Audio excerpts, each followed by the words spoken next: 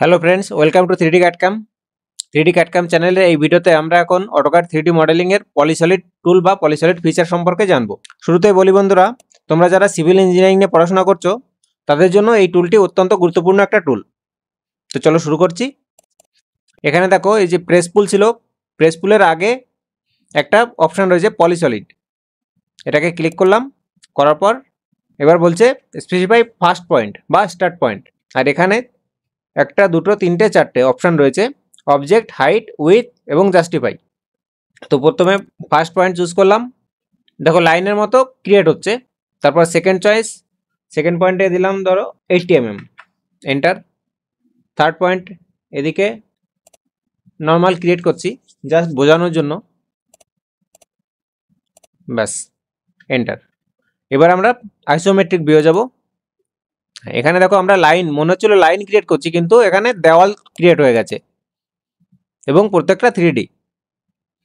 দেখো এটাকে সিলেক্ট করলে গোটাটাই একসঙ্গে সিলেক্ট হচ্ছে।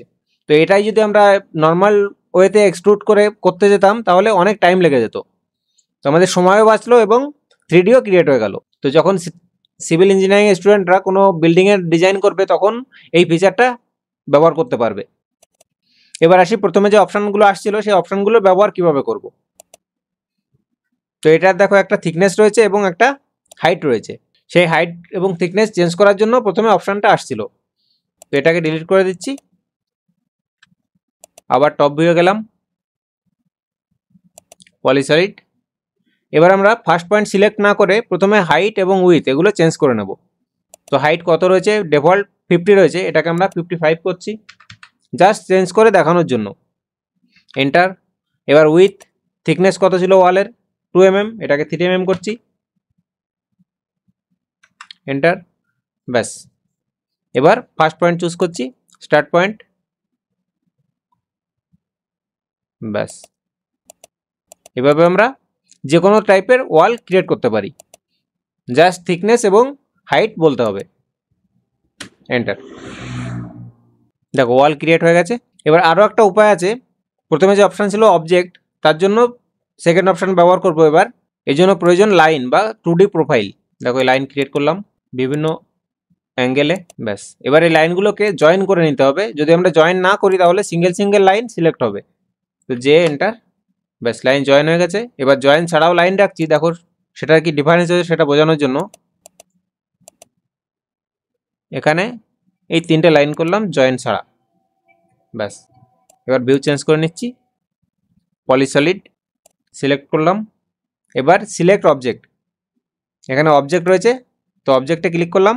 করার পর এবার সিলেক্ট অবজেক্ট, এই অবজেক্টটাকে সিলেক্ট করলাম। দেখো সেম হাইটের ওয়াল ক্রিয়েট হয়ে গেছে। যখন কোনো ডিজাইনিংয়ে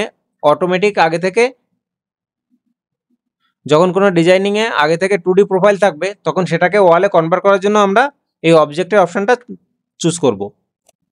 এবার লাইনগুলো জয়েন কেন করতে হলো, দেখো এটা একসঙ্গে ওয়াল ক্রিয়েট হয়ে গেছে। এবার আমি যে লাইনগুলো জয়েন করিনি এগুলো দেখো সিঙ্গেল সিঙ্গেল সিলেক্ট হচ্ছে, একসঙ্গে 3টে সিলেক্ট হচ্ছে না। তো এটাকে যদি আমরা পলিসলিড করতে যাই তাহলে কি করতে হবে, সিলেক্ট করলাম পলিসলিড, করার পর এই অবজেক্টে সিলেক্ট করতে হবে, অবজেক্ট, ব্যাস, সিলেক্ট দ্য অবজেক্ট। দেখো এখানে শুধুমাত্র ওই লাইনটারই পলিসলিড হয়েছে, কিন্তু গোটা কার্ভগুলোর হয়নি, যে টোটাল লম্বা লাইন ছিল সেগুলোর হয়নি, যে কারণে আমাদের জয়েন করে নিতে হবে। এবার দেখো এটাকে যদি জয়েন করে নিই এটুকু, বাকিটুকু, যে এন্টার, তারপর পলিসলিডে গেলাম, অবজেক্ট, এবার লাইন দ্য অবজেক্ট, এবার সিলেক্ট অবজেক্ট। দেখো এটা জয়েন আগে থেকে জয়েন করা ছিল না, যে কারণে এখানে কর্নার চলে এসছে, কিন্তু এটা জয়েন করা ছিল বলে কর্নারও নেই। তো আশা করি বন্ধুরা বুঝতে পেরেছো পলিসলিড কী জিনিস, কোথায় ব্যবহার করতে পারবে।